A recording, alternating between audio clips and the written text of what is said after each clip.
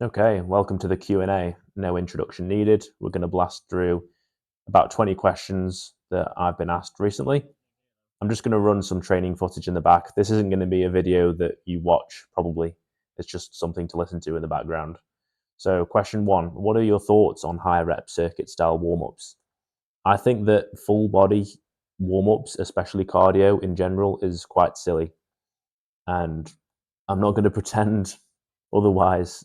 I think that there's a lot of people who are very pro full body warm up. People like Jeff Nippard insist on getting on a treadmill for a while before their workout. I think it is a waste of time, if not energy, and it can shift a lot of focus away mentally from the hard sets that you might have coming up. It could be a serious waste of time because that could be the difference between not getting on a piece of equipment because you were too busy on the treadmill, and now there's a load of broccoli haired people flocking around a certain, say, cable machine or bench. So the only valid way to warm up is by doing the movement itself, and that applies if you're doing even single joint movement exercises first, also called isolation exercises, whatever you want to call it.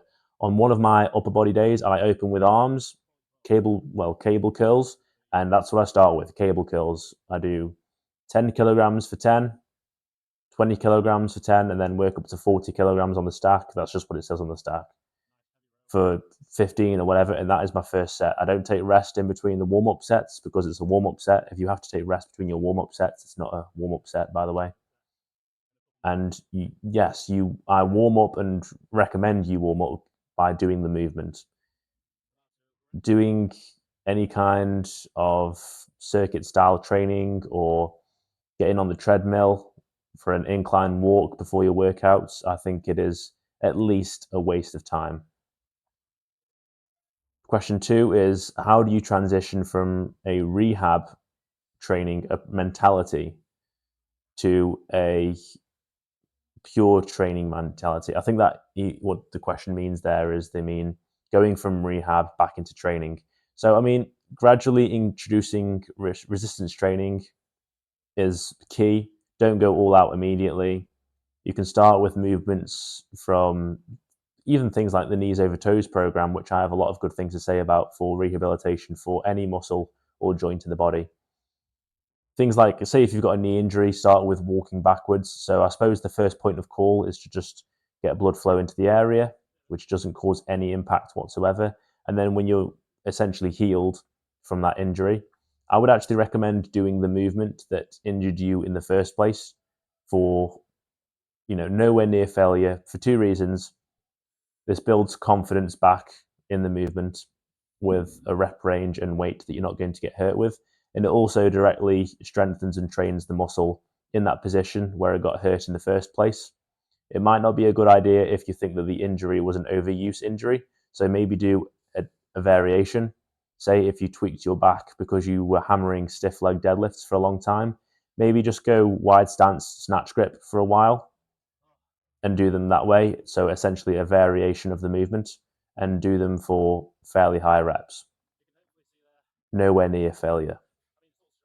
And you're going to get real confident and strong with the movement real fast. And it's also going to provide therapeutic,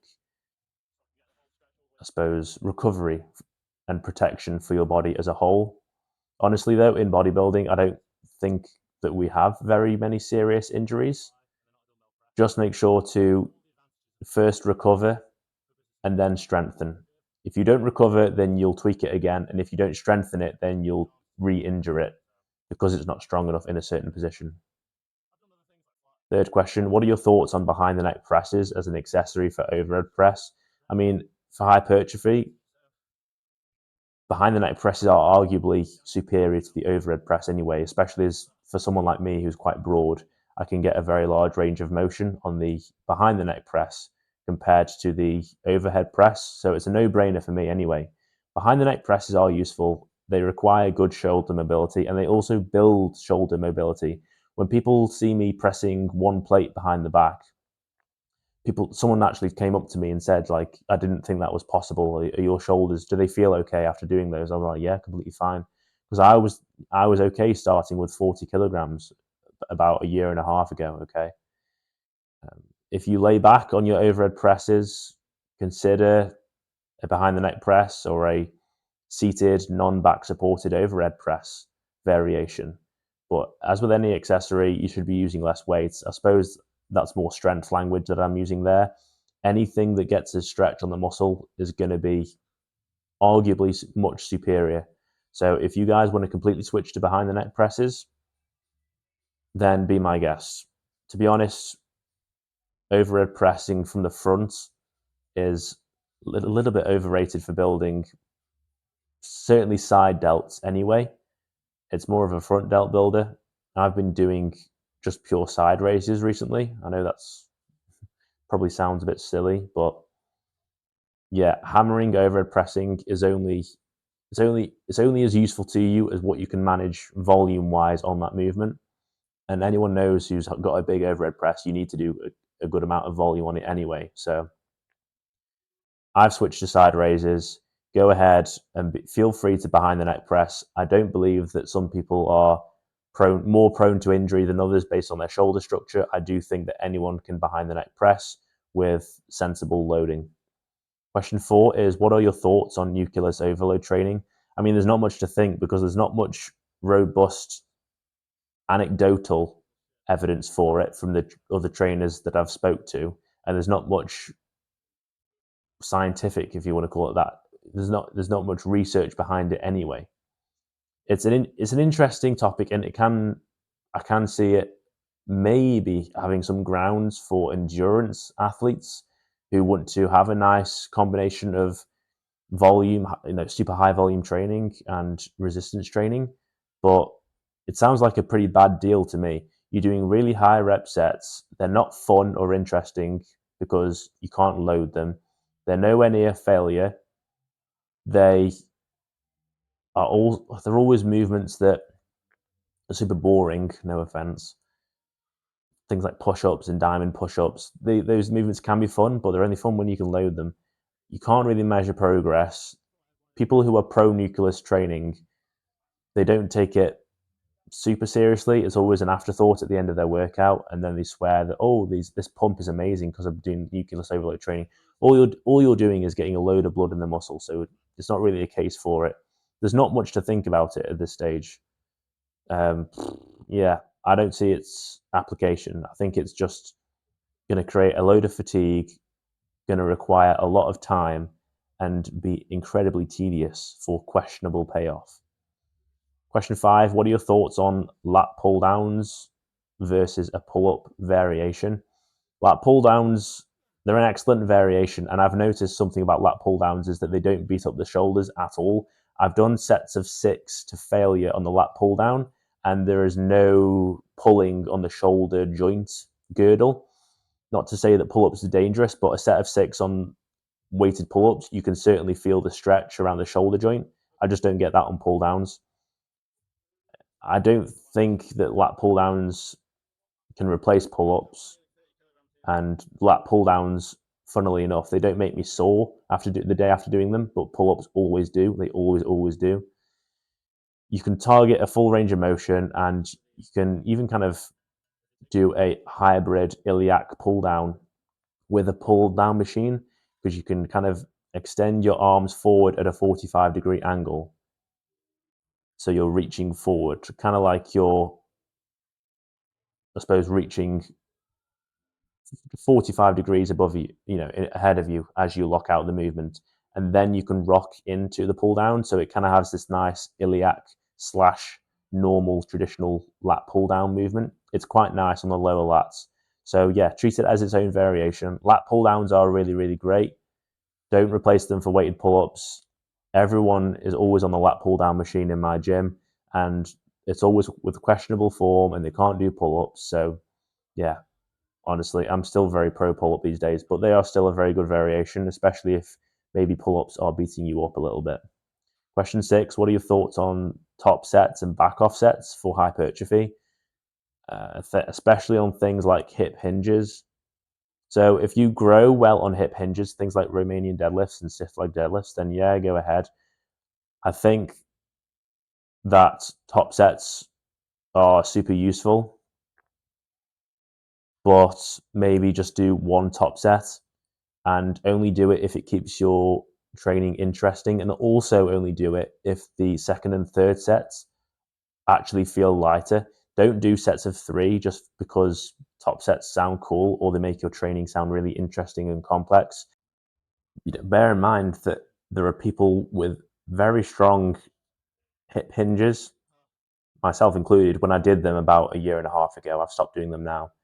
I did hip hinges and just in the 6 to 10 rep range, and I got my stiff leg deadlift up to about 170 kilograms for 10 on a 3-inch deficit. That's nothing to sniff at, and I didn't do any top sets on that. So maybe if you're a little more slow twitch dominant and maybe I suppose, fast twitch dominant in the muscle group, then maybe a top set can work well for you. I don't think they're necessary. They, like I say, they're only beneficial if they're interesting to you and they make the latter sets actually feel lighter. If they beat you up, don't do them. Question 7: do natural lifters need an arm day? Probably they do, yeah.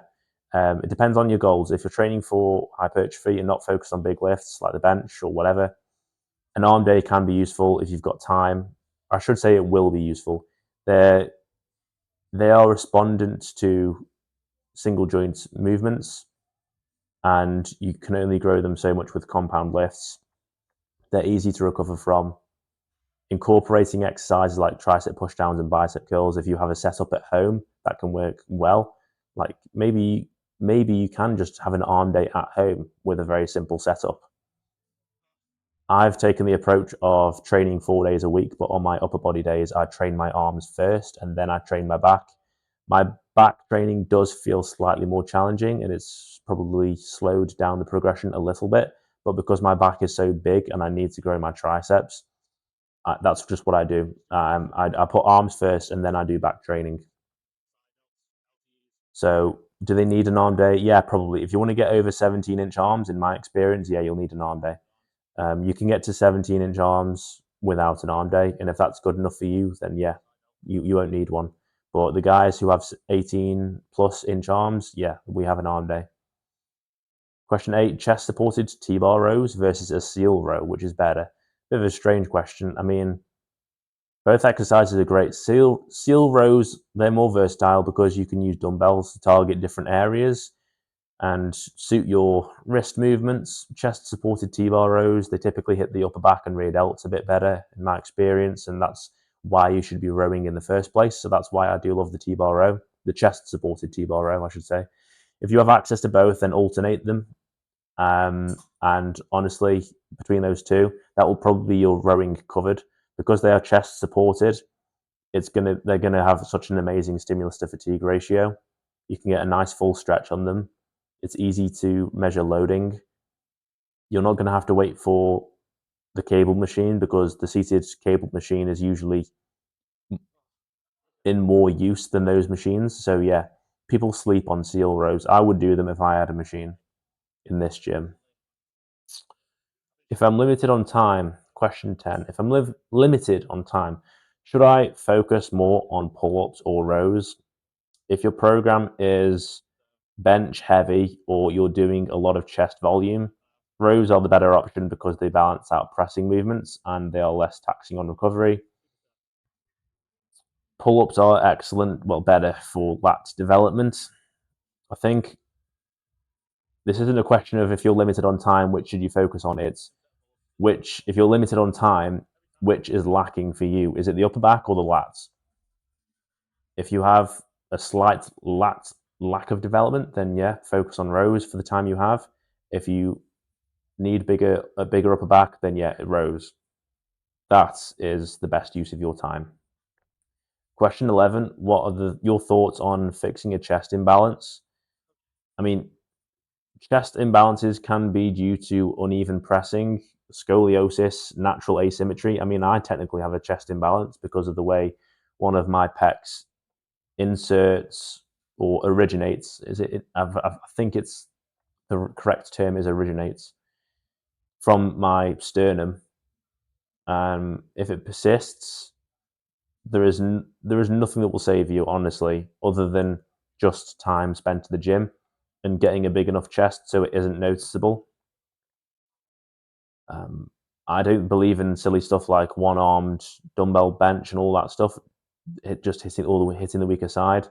All you can do is continue training. If there is an asymmetry that can be flattened out over the long run, it can only come with consistent training. Um, Bear in mind that this is a personal issue that you have. No one notices it, okay, unless you're a pro bodybuilder standing on stage. No one knows or cares. And if you just remember why you're training in the first place, it is to improve yourself and to be stronger, look better, perform better outside the gym. It is not to create problems in your head. So nothing personal, but that's my feedback to that one. Question 12, can I just do Romanian deadlifts for quads instead of squats? What? No, don't do Romanian deadlifts. Do not target quads at all, as they are a hinge movement. You will have tiny quads if you just do Romanian deadlifts instead of squats. If you've got a serious knee problem, or maybe you're using your knees all day, if you're a carpenter or I don't know, maybe you're a fighter fighting like 12 hours a week or more, and you really need to save your knees, then yeah, okay, only do hip hinges, but you're going to have small quads if you only do Romanian deadlifts. Question 13, is there any downside to splitting a session into an AM and PM session? I mean, yeah, if you're a pro bodybuilder, it sounds smart, but I train 4 days a week and have another hobby and work for myself. I don't have the time, effort, mental power, willingness to break up an AM and PM session. That would mean traveling an extra hour a day to the gym.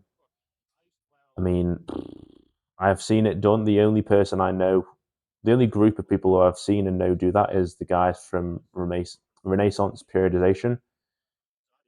It can also be more stressful on the body because it activates your nervous system twice in one day. Whereas if you just go for one longer session, it's done. Yeah, it's better to use your time efficiently by doing giant sets or drop sets or myo rep sets or just hydrating and having a snack halfway through your workout if you really struggle with one long session.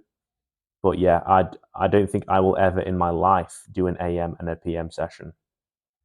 What are your thoughts on Zercher squats for hypertrophy? They're pretty crap.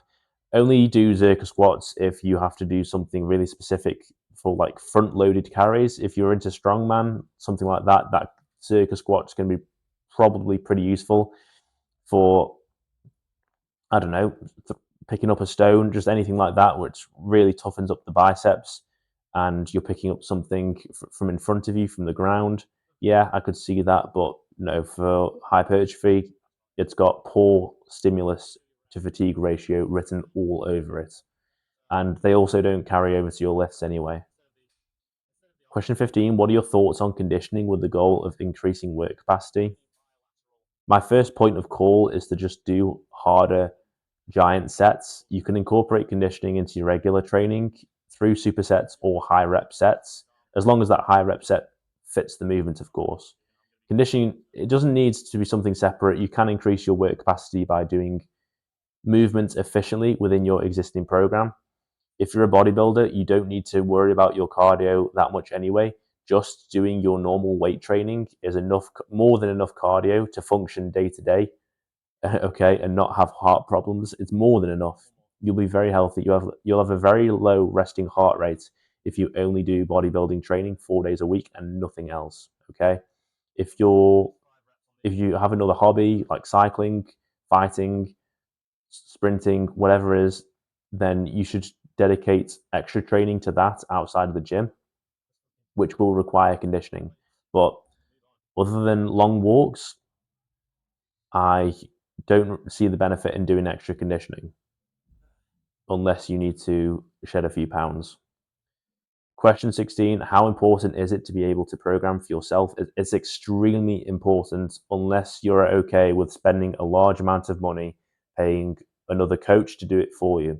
It is extremely important, It's essential to learn how to program for yourself. You need to be able to map out progression, recovery patterns, exercise selection, things that even a coach might not know on that given day. Once you can do that, it gives you a whole new perspective of self responsibility that will apply to other areas of your life. This isn't a question of just programming yourself for a silly hobby. This is literally how can you take care of your body. So you won't need a coach unless you struggle with the accountability, or maybe you're super advanced, you're going into a bodybuilding competition, you need another pair of eyes on your program.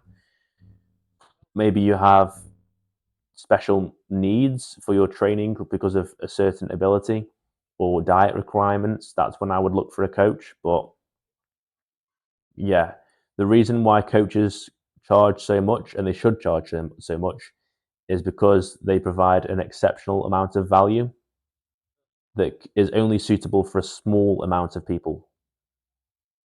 Question 17, how can I get generally strong, aesthetic, and conditioned at the same time? Bulk first by getting aesthetic, focus on hypertrophy training, then focus on, I suppose I'm not really answering your question because you did say at the same time, didn't you? You can't optimally train all those goals at once, but you can build each capacity over time. I would say focus on hypertrophy first in one phase for maybe a year, then spend a few months strength training by peaking, using some kind of peaking or strength focused method. Conjugate seems to work quite well. If I was into strength training, I would do conjugate. Then conditioning while you're doing that strength training. And then probably within a year and 3 months, you will be conditioned, strong, and aesthetic. That's assuming you're training from from any level. You will notice a radical change in your conditioning and hypertrophy and strength in 1 year and 3 months tops. You'll probably have experienced like 70% of your easily accessible gains, shall we say. I'm not going to say natural limit because there isn't a natural limit. I'm going to say 70% of your easily attainable gains. So, yeah, man. I mean, if you want to be generally strong, aesthetic, and conditioned, you could say that you could do each training method all at the same time, but it's going to be real tough to max it out. So it's only going to come with time in the gym, man. If you want something that's worth having, you're going to have to do things that other people aren't willing to do to have them. Like the reason those training attributes are so valuable is because not many people can achieve them. They're not committed. They don't put the time in. They don't put the mental effort in. So yeah, man. Question 18? Where do back extensions fit in a program if I'm already doing RDLs and bent over rows? They probably don't. Like on top, I mean, we all know that hamstrings, they respond to a low amount of volume very well. So if you're already doing RDLs, the first point of call is what are you doing for leg curls? And then when you've done your leg curl work, that's probably your hamstring work done anyway. Bent over rows, if you're already doing bent over rows, then you can do RDLs and bent over rows and hamstring curls all in the same week. You can do back extensions and bent over rows and leg curls all in the same week. I would not do back extensions and RDLs and bent over rows and leg curls probably, unless you're doing a relatively low amount of volume for each movement. I did used to be able to get away. I used to do all of that and squats as well. Actually, I did Nordic curls, RDLs, back extensions, pen lay rows, and squats all in 1 week. But my lower back was always at the point of like overreaching. I never got an injury. It did strengthen my back, but yeah, not recommended for most people. At the time, I also had a very low stress lifestyle where I could just give my back as much recovery as it needed. So, but bear in mind, I'm 24, so I can get away with it. This isn't going to be. It's not going to be sustainable for a 30, 40, 50 plus year old probably. So yeah, pick one hip hinge and pick one leg curl variation and one row, whether that's a row from the floor or any kind of other row, or just only do leg curls like I do. Question 19, how come I don't feel my triceps in pressing movements? Well, it's because pressing movements aren't a very good tricep exercise. Like, it may be an issue with your form. Ensure that your arms are tucked and not flaring out. I imagine that when you say this, you mean something like a close grip bench press, because that is the only valid pressing movement that you should feel your triceps in as a tricep builder, other than the JM press, which is technically a press. Overhead press, you shouldn't be training your triceps on an overhead press. Bench press, like normal bench press, is not a tricep builder. Any kind of close grip or JM press, you should be feeling your triceps on. Stricten up that rep quality, go slower on the eccentric, and pause at the bottom because that can really milk the stretch. Bear in mind that the close grip bench and the JM press, they're not actually very stretchy tricep movements anyway, because your shoulder doesn't go into extension. I bet you if you did it over any kind of overhead tricep work, you would immediately feel a stretch. But yeah, those two movements, they are they're not long head builders of the tricep. So they will still be building your triceps, but don't worry if you don't feel a stretch, as long as your form is good. Question 20, should you include external rotation work in a program? No, don't bother. It's pretty pointless. I can only speak from experience. This is because external rotation work, especially when you load it, it's going to take away from your training and pressing more than it gives you. You don't need to be doing like cable external rotations. It's going to train the rotator cuff, but it's also going to fatigue the heck out of it. Even if you're doing really high rep sets just to get some blood in the area, it's going to fatigue it a lot before a workout. Like, the rotator cuff is very, very easy to fatigue. So certainly don't do it before a workout, in your upper body workout. If you've injured it, then yeah, external rotation work is very useful. But for strength training, not that I can comment much on strength training. I know it's going to take away from your training. Just focus on stretchy bodybuilding movements that also coincidentally train shoulder mobility, things like full range of motion, upright rows, loo raises, behind the neck presses, any kind of dumbbell press that uses a full range of motion, behind the back cable raises. Those are all going to be amazing shoulder girdle builders. And then that plus your rowing, all the rowing you should be doing, that's also going to really help your external rotation. That is going to seriously prevent injury, and it's not going to take away from your training. I'm all this discussion about training the shoulder through all the planes of motion. I don't believe in it, and I think it can take a lot away from your training. 21. What makes a good program? Good question. A good program should have a clear progression, exercise order, and appropriate selection. Appropriate meaning it stimulates the muscle and you don't get injured and you progress over time. An acceptable progression being week to week or at least month to month by 5 pounds on that movement. If you're not progressing 5 pounds a month on any movement, then it's something up with the program and the exercise selection within that program. Okay, and that goes for every movement, with maybe not even maybe I can't think of any exception. I go up 5 pounds per month on my movements. I do. Yeah, I've been doing that for a while.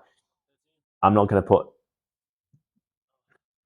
But I take that back. I don't know, because it's so close. Maybe you could say I'll go up 3 or 4 pounds on some movements, but I'm progressing every month, and it's one. I go up 1 rep on every movement, every exercise. So that comes out to about an extra 4 reps per month, which is about 5 pounds worth of reps. So anyway, went off on a bit of a tangent there. You need to balance heavy compound movements with accessory work, but don't worry about what that balance is. If your program is only 20% compound lifts, I don't care, as long as there is progression and stimulus to the muscle. I also don't care if it's 100% compound lifts. Don't care, as long as there is balance. That means with things like pulling to pressing, um, everything from hamstring to quad work, so you don't get joint imbalances. There's progression within the exercise selection. Yeah, that is what makes a good program. Question 22: how do I increase stability on my bench press? You're asking the wrong guy, because I don't bench and I don't train for strength. I could say that make sure your scaps are retracted, but even then, some people are going to disagree with that anyway.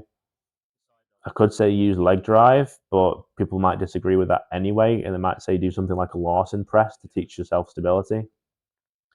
I mean, really, who cares? As long as your form is consistent, even if it's consistently kind of unstable, who really cares until you get on, on a competition? I can say that you should be trying to increase your stability probably as much as possible if training for hypertrophy. So in that case, drive your heels into the floor, pause at the bottom, so you're not going to get any full body wobbling, and just stay tight. Arch your chest, so you get a nice deep stretch. Maybe try using a thicker bench, or put a resistance band over the bench so that it's something rubbery and sticky that can stick to your shirt a little bit more. It depends on what aspect of instability you're struggling with. Final question: what accessories help with improving squat depth? That's a very specific one. There is only one, and that is to try a variety of squat movements, lighten the weight, and just sit at the bottom, do pause squats. I don't believe in stretching for improving squat depth. It's a very, very basic movement to be able to hold with any kind of machine, barbell, whatever. So simply just doing squats under a load is going to help with that hip mobility. You should only be doing aster squats if you want to improve your squat depth. So if you're struggling to go below parallel, then you shouldn't just be doing below parallel squats. You should be doing ATG. Consider doing something that will strengthen your hip flexors, and don't bother with ankle mobility, because that's not a problem for most people. It does come down to the hips, and don't assume anything silly like it's a knee flexibility thing, because if you can stand up and pull your ankle to your butt, then you don't have a knee inflexibility issue. Squat depth is all about hips. So yeah, warm up those adductors, sit at the bottom and hold it under a weight for a good amount of time, and just train with ATG squats. So I hope this Q&A was useful. Those are 23 questions that I was asked recently. If you've got any more questions, then let me know in the comments below and I'll add them to the next Q&A. It's been an absolute pleasure. Just kind of looked up to the screen to see me having a tough time with this cable machine here, so I don't know what's going on there. Yeah, peace and love. Thanks for tuning in. Comment below, whatever. I'll see you in the next one.